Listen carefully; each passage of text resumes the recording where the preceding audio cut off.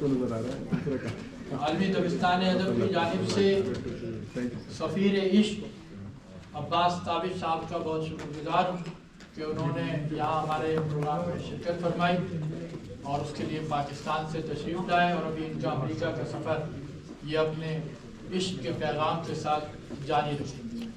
میں دل کی گہرائیوں سے آپ کو خوش آمدید کہتا ہوں۔ پروگرام کو آگے بڑھاتا ہوں۔ میں اردو انسٹیٹیوٹ کے روح رواں امین حیدر بھائی سے گزارش کروں گا کہ وہ اپنے خیالات کا اظہار کریں۔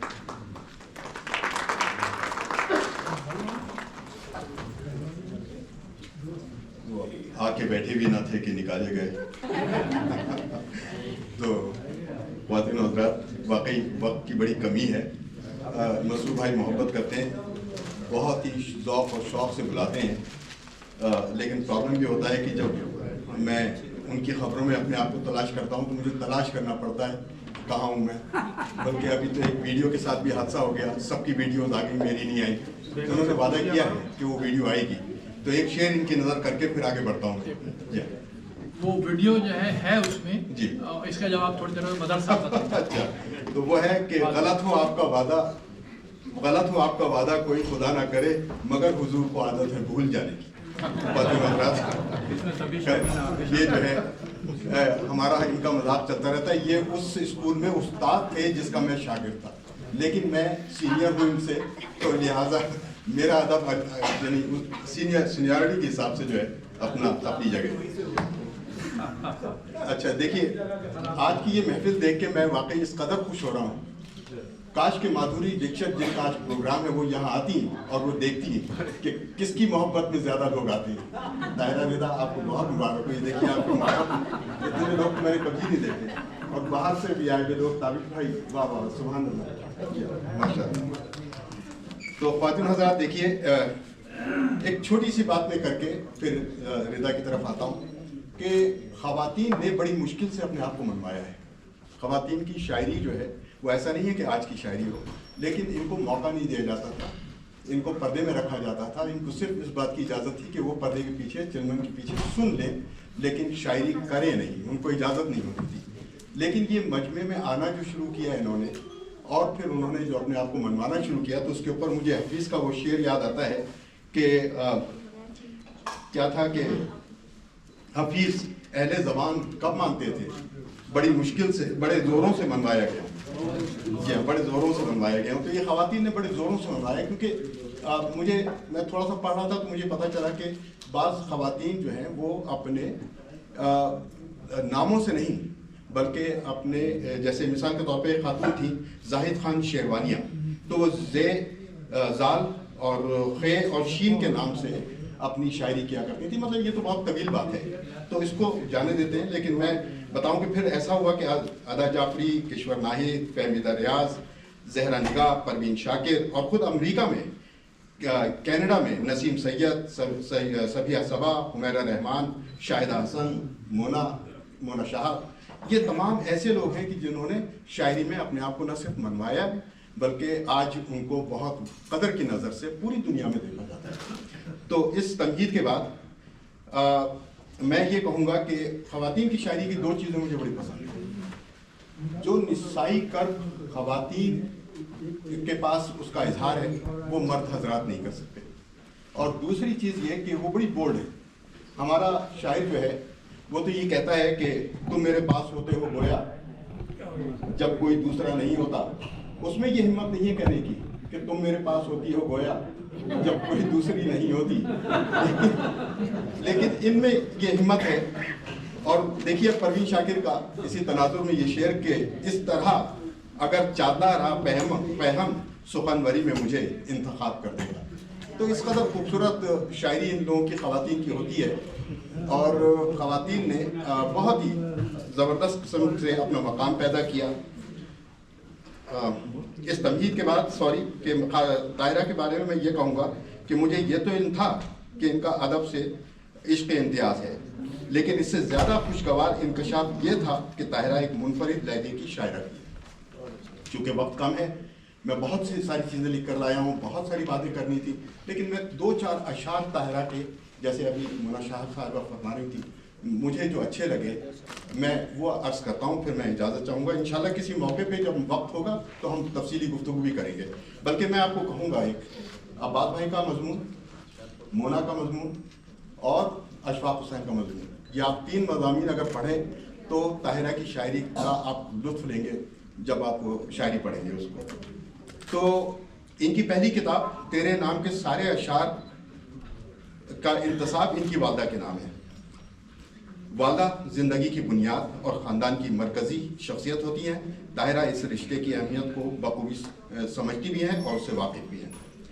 طاہرہ رضا کی شاعری کی ایک خصوصیت جو مجھے اچھی لگتی ہے وہ ان کا انسانی جذبات کی عکاسی کرنا ہے. انہوں نے اپنے موضوعات کو بڑے لطیف انداز میں بیان کیا ہے. یہ کہتی ہیں کہ کیا جھوٹے خداؤں سے کوئی چھوٹ ملے گی؟ آپ کہیں چھپ جائیے، کسی طریقے سے بھی آپ اپنے آپ کو ان سے بچانے کی کوشش کیجیے، لیکن آپ بچ نہیں سکتے. تو وہی کہتی ہیں کہ کیا جھوٹے خداؤں سے کوئی چھوٹ ملے گی؟ چھپ جاؤں گی اگر جا کے کسی غار کے اندر، اگر غار کے اندر بھی جا کے چھپ گئی تو وہاں بھی نہیں مجھے ان سے چھوٹ ملے گی. انسانی رشتوں کا خوبصورت اظہار دیکھیے اس میں.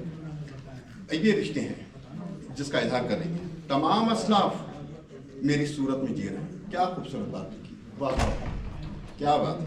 تمام اسلاف میری صورت میں جی رہے ہیں. کسی نے آنکھیں کسی نے چہرہ دیا مجھ کو. کیا خوبصورت شعر ہے. پھر ان کی شاعری میں نہ صرف اظہار جذبات کی خوبصورتی ہے بلکہ انسانی مسائل کو سمجھنے کی ایک گہری کوشش بھی ہے. وہ کہتی ہیں کہ پھر اس کے بعد شہزادے حواسوں میں نہیں رہتے. ذرا خوبصورت شعر ہے. پھر اس کے بعد شہزادے حواسوں میں نہیں رہتے. بڑی ظالم ہے یہ ڈالر کی اور دینار کی خوشبو. یہ حقیقت ہے. سارے بچے چلے گئے، ماں باپ اکیلے رہ جاتے ہیں، ڈالر کی خوشبو لے جاتی ہے ان کو. اور طاہرہ نے اپنی شاعری میں حقیقت اور زندگی کی پیچیدگیوں کو بڑی مہارت سے اجاگر کیا ہے.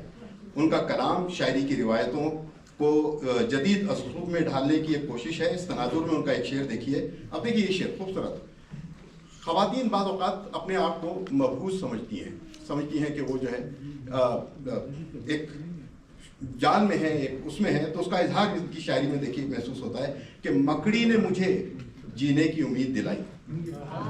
مکڑی نے مجھے جینے کی امید دلائی. رہ لیتی ہے گھر بن کے کسی تار کے اندر. کیا خوبصورت شعر. اچھا اب اس کے بعد دیکھیے ان کے اشعار میں موضوعات کی وسعت اور فکر کی گہرائی سے متعلق شعر ملاحظہ فرمائیے. دیکھیے شاعر آپ سے 2 قدم آگے جا کے سوچتا ہے. ہم عام طور پہ نہیں سوچتے ان تمام باتوں کو، لیکن شاعر اس سے آگے جا کے سوچتا ہے. اب اس شعر میں دیکھیے وہ کیا کہہ رہی ہیں. ہر جگہ یوسف کنعان کہاں ملتا ہے.